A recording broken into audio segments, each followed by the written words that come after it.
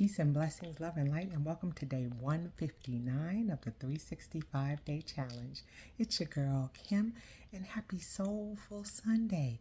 Hopefully you are having a spectacular day so far. It's a beautiful day here in Atlanta, and hopefully you are continuing in your healthy habits, mind, body, and spirit, to make wellness an overall habit.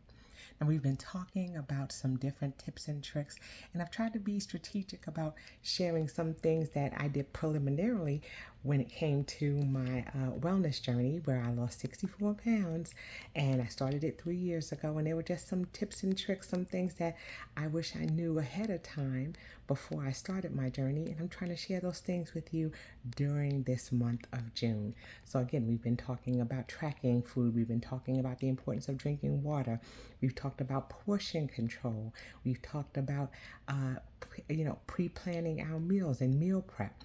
And we've also talked about the importance of having an annual physical done, so that way we know where we are, so that we know where we're going. It's important for us to do that.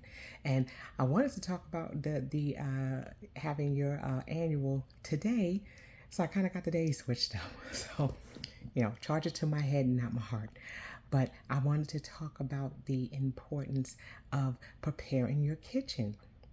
We talked about portion control, and it's just as important to have the things that we need to prepare our meals, okay?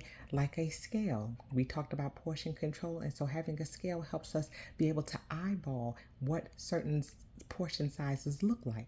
So it's important to have things like measuring cups, measuring spoons, having those scales, having a juicer, having a food processor, things that we can use to prepare our meals.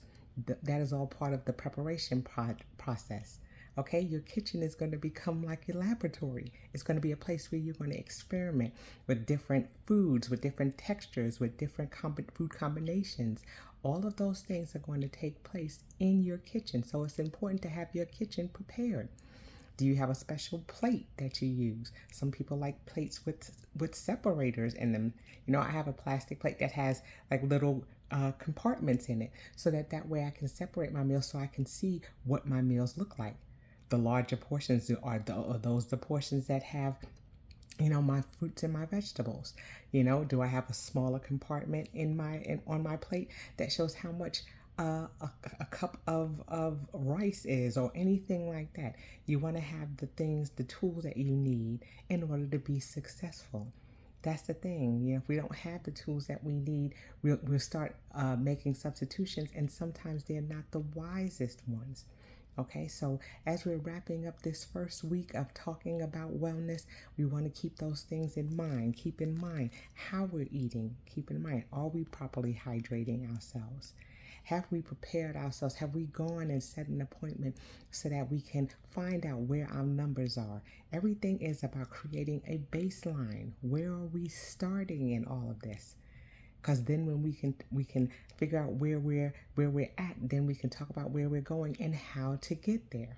What's going to work best for us, And I'm going to just put a little twofer in there. Today, I want to also talk a little bit about educating ourselves. Do we know what type of programs are out there and what's best for us? Okay, they may have a program for people who eat a lot of red meat. I don't eat pork or beef. It's been about 30 years since I have. And so I'm about 90% pescatarian, So I have to look at programs that are going to cater to my lifestyle and how I eat.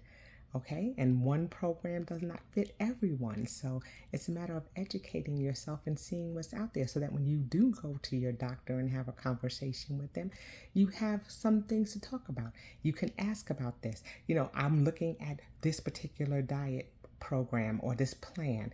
Is this something that's going to be in alignment with any of the pre-existing conditions I have, or is this going to be something that's going to help to increase the areas where I'm having deficiencies?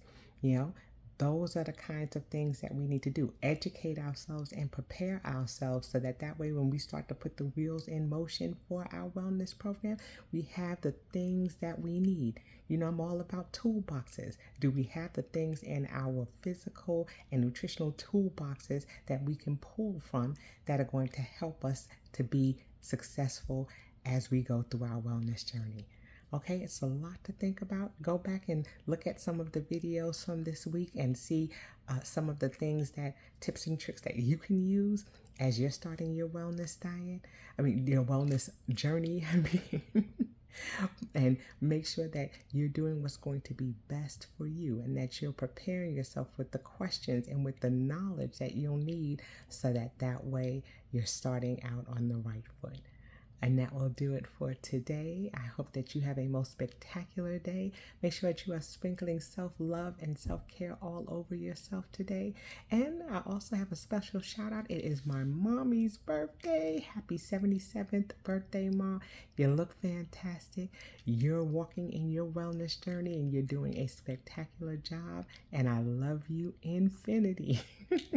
And with that, I say again, have a great day, you guys. And I look forward to seeing you tomorrow. And until then, I say peace.